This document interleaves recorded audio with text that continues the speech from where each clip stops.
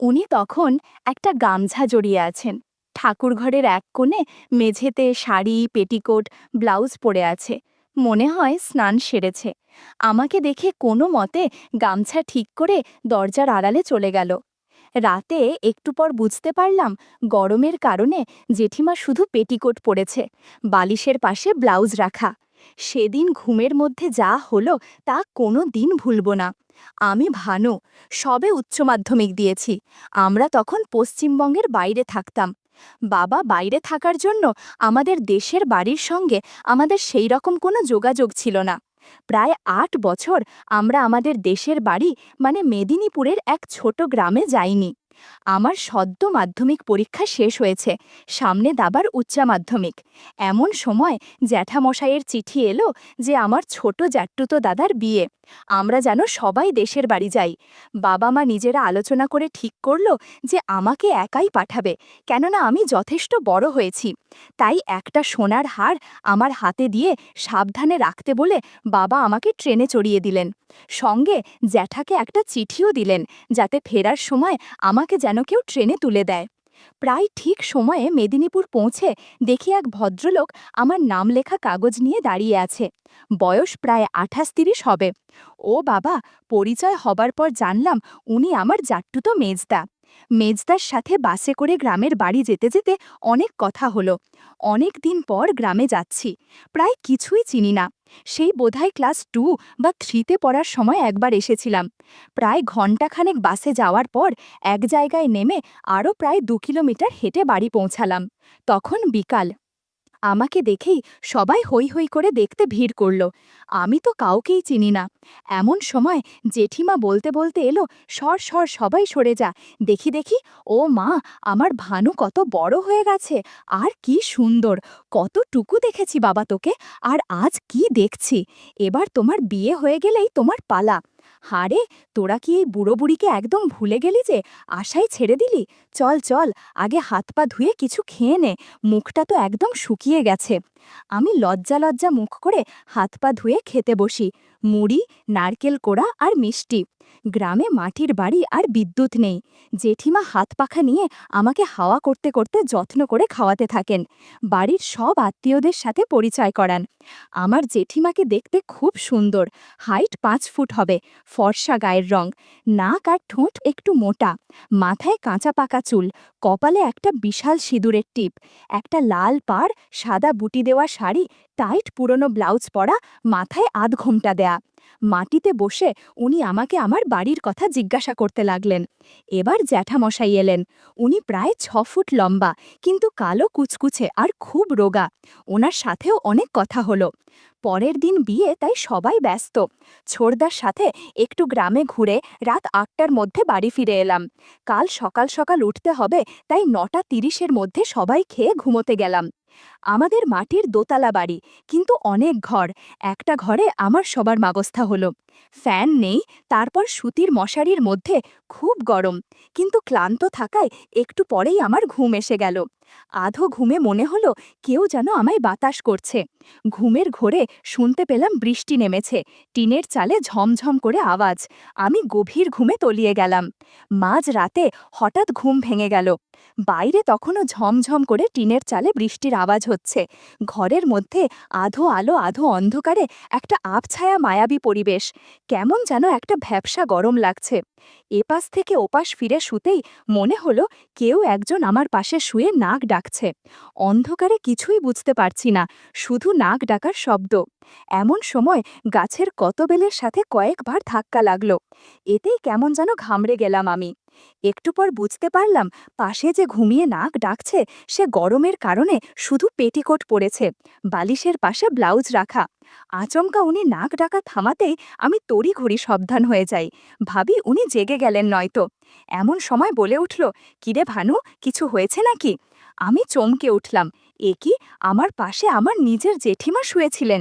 আমার 52 বছর বয়সী জেঠিমার সাথে কি হয়ে গেল একটু আগে! ছি ছি, উনি কি ভাববেন, যদি বোঝেন তাহলে লজ্জায় পড়ে যাব। আমি আধো ঘুমের স্বরে বললাম, হ্যাঁ জেঠিমা, কিছু বলবে? জেঠিমা বলল, বাবা, এই গরমে কি করে গেঞ্জি পরে আছিস? গরমে তো ঘুম আসবে না। তোর তো অভ্যাস নেই গ্রামের এই পচা গরমে থাকার, আর বাইরে গেলে তোর বালিশের পাশে টর্চ রাখা আছে, সেটা নিয়ে যাস। আমারও যে কি বাজে অভ্যাস হয়েছে গরমে, কিছু পরে থাকতে পারি না। তোর কাছে আবার লজ্জা কি, তুই আমার সব সন্তানের থেকেও ছোট। বলে জেঠিমা ঘুমাতে বলল। এমনভাবে ঘুমালো যেন আমি অস্বস্তিতে পড়ে গেলাম। তবে বুঝতে পারছিলাম জেঠিমা মনে হয় ইচ্ছে করেই এরকম করেছে। আমি নিয়মিত ব্যায়াম করি বলে আমার প্রতি অনেকের একটা টান আছে। জেঠিমাও তার ব্যতিক্রম নয়। কিন্তু আমাকে তাড়াহুড়ো করলে চলবে না, ধীরে সুস্থে আগাতে হবে। কিছুক্ষণ ঘুমের মধ্যে জেঠিমা বলল, এই ভানু, এই পাগলা, এ কি করছিস? ওই নোংরা জায়গায় কেউ হাত দেয়? শিগগির হাত সরা, বাবা সরা বলছি।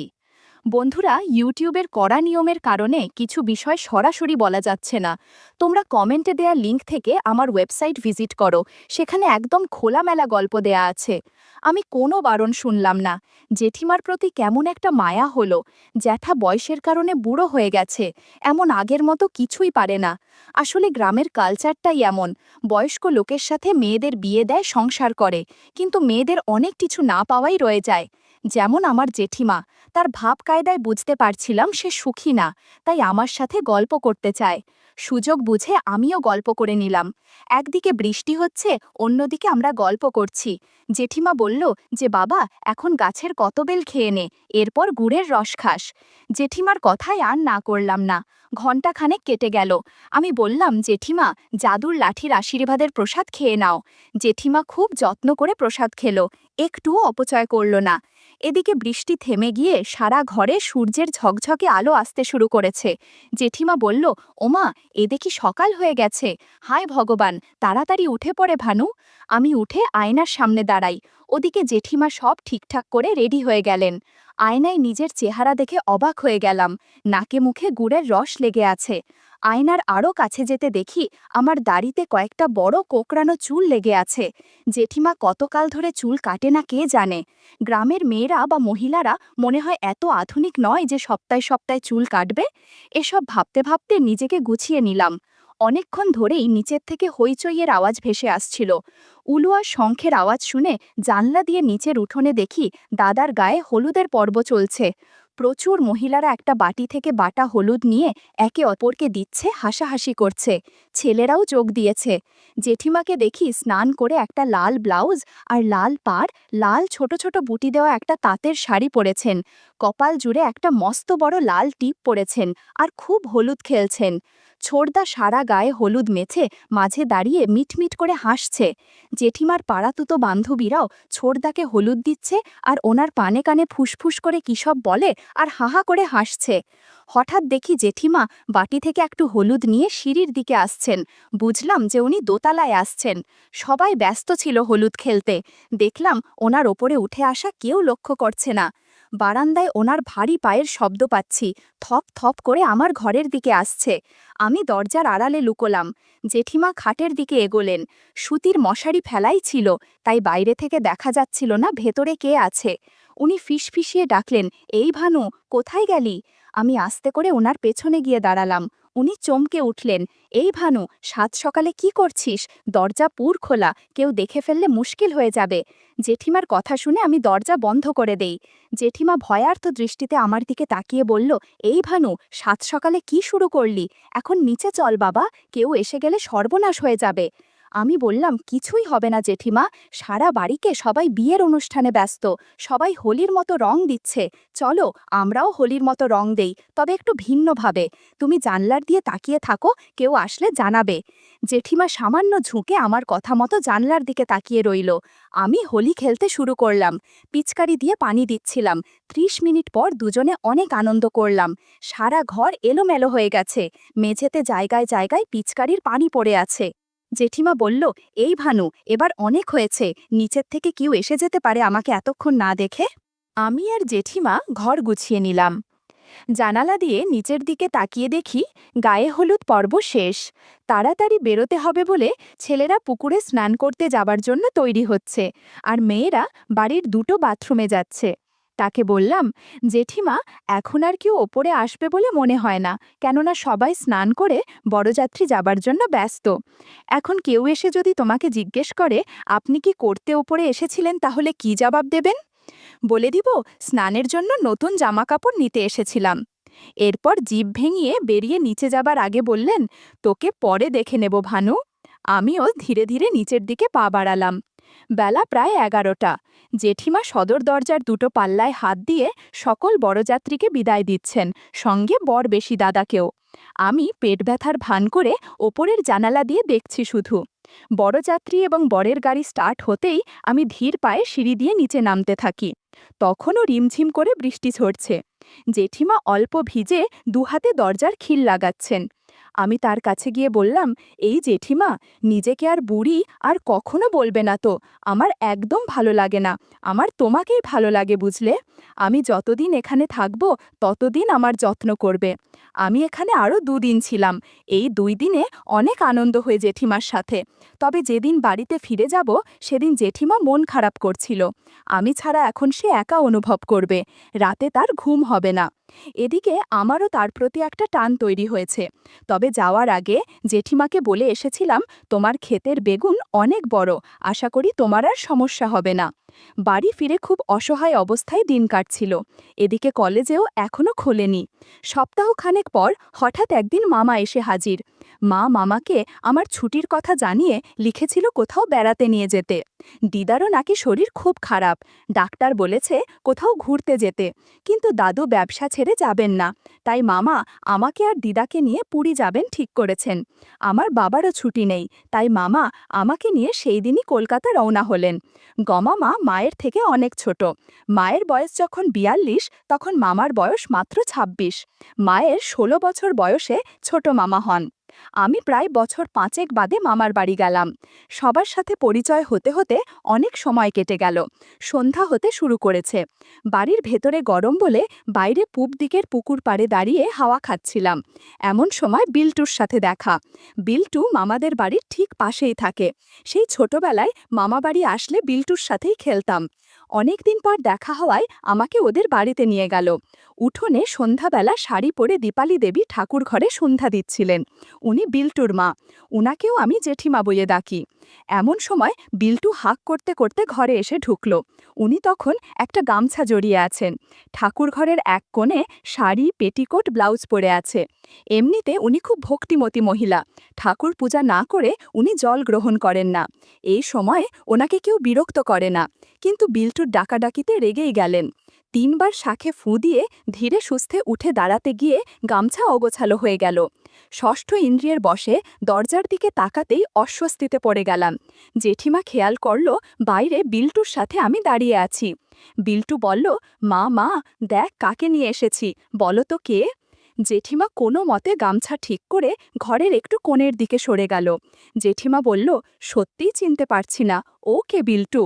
বিল্টু বলল, মা, ও ভানু, সেই ছোটবেলায় আমার সাথে খেলতাম, মনে নেই তোমার? এই উঠোনেই তো কত খেলাধুলা করেছি। বিল্টুর কথা শুনে জেঠিমা পুরনো কথা স্মরণ করল। হায় ভগবান, কত বড় হয়ে গেছে ভানু! কথাটা বলছে আর নতুন শাড়ি পরছে। ধীর পায়ে দরজার কাছে এসে বললেন, এসো বাবা, ভেতরে আসো। ভেতরে গিয়ে সোফায় বসলাম। ঘর মোটামুটি সাজানো গোছানো। বিছানার স্ট্যান্ডে একটা ব্লাউজ আর একটা 2 ফিতাযুক্ত কাপড় মেলে দেয়া। একটু পর জেঠিমা আসলেন চা নাস্তা নিয়ে। তাকে দেখে আমার চোখা ছানা বড়া হয়ে গেল। সেই ছোটবেলায় দীপা জেঠিমাকে যেমন দেখেছিলাম, তখন তার থেকে অনেক সুন্দরী হয়ে গেছে। সামান্য স্বাস্থ্য হয়েছে। চা বিস্কুটের ট্রে সামনে রেখে সোফায় বসলেন। বিল্টুকে বলল, এই বিল্টু, তোর বন্ধু এত লাজুক কেন রে? আমি তো ওর মায়ের বয়সী, আমার কাছেও লজ্জা? না বাবা, আমার কাছে কোনো লজ্জা করতে হবে না। আমি যেমন বিল্টুর মা, সেই রকম আজ থেকে তোমারও মা। তুমি এখন থেকে এখানেই থাকো। আমাদের অনেক ঘর খালি পড়ে আছে। এখানে কয়েকদিন বেড়াবে, তারপর মামার বাড়িতে বেড়াবে। আমি তোমার মামার সাথে কথা বলে নেব। মনে মনে বললাম, আরে ব্যাস, এই তো সুযোগ। সময় বলে বুঝিয়ে দেব আমি কেমন ছেলে।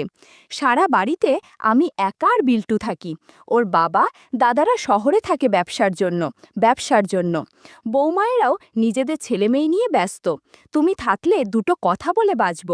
বিল্টু বলল, আমার মা এখন ভীষণ একা, তুই যদি মাকে একটু সময় দিস তাহলে মায়ের মন একটু ভালো থাকবে। বিল্টুর কথা শুধু শুনছিলাম, কিন্তু মন ছিল জেঠিমার দিকে। একটু পর জেঠিমা উঠে বলল, নাও এবার তোমরা একটু গল্প করো, আমি রান্নাঘরের দিকে যাই। বিল্টুদের বাড়ির রান্নার ঠাকুর একটু বেশি রাত করে রান্না করে, কেননা সবাই একটু রাত করেই গরম খাবার খায়। রান্নাঘরের আলমারি খুলে জেঠিমা প্লেটে নাড়ু, সন্দেশ, চানাচুর সাজালেন প্লেটে। ঘণ্টাখানেক ওদের সাথেই গল্প করে কাটালাম। এমন সময় বিল্টুর বাবা ফোন করে বলল, দোকানে ভোক্তা অধিকার দপ্তরের লোক এসেছে কাগজপত্র যাচাই করতে, তাই জরুরিভাবে শোরুমের কাগজপত্র নিয়ে বিল্টকে শহরে পাঠিয়ে দিতে। বিল্টু তড়িঘড়ি করে বের হলো। ও যাওয়ার পর মামাকে দিবা জেঠিমা বলে এসেছে, ভানু 2 দিন আমাদের বাড়িতে থাকবে, তারপর তোমাদের বাড়িত। মামা প্রথমে রাজি না হলে জেঠিমার কথার সাথে আর পেরে উঠল না। পরের দিন স্নান সেরে দোতলায় বসে আছি। জেঠির ডাক শুনে একতলায় নেমে দেখি ঘরের দরজা বন্ধ। তবে কি জেঠি নিচে আছেন?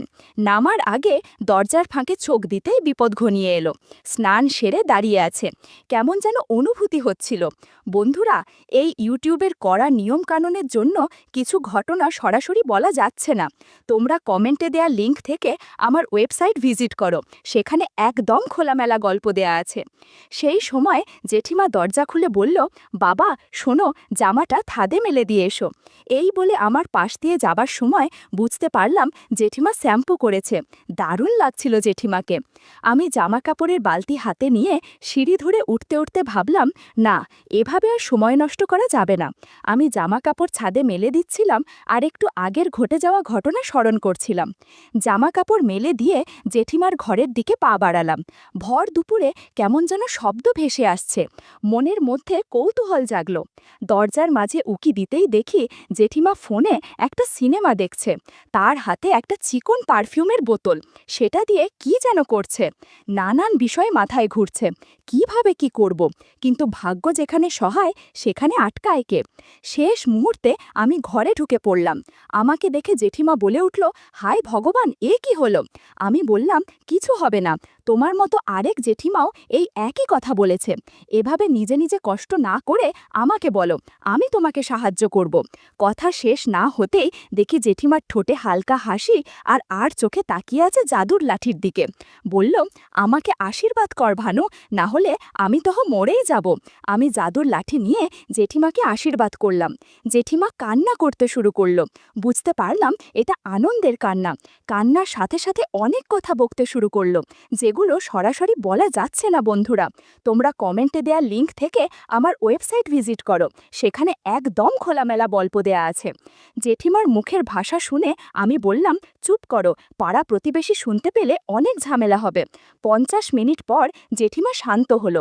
এদিকে আমি ভাবছি কলেজের ছুটিতে অনেক আনন্দ করেছি। একটু পর জেঠিমা বাইরে যেতে লাগলো, কেমন যেন খুঁড়িয়ে খুঁড়িয়ে হাঁটছে। আমি বললাম, এভাবে হাঁটছো কেন? জেঠিমা আমার দিকে তাকিয়ে রইল।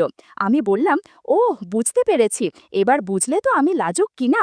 একটু পর বিল্টু চলে আসবে, যাও স্নান সেরে নাও বলে মামার বাড়িতে চলে গেলাম। এখানে মামির সাথে যা হলো তা তোমাদের অন্য একদিন শোনাবো।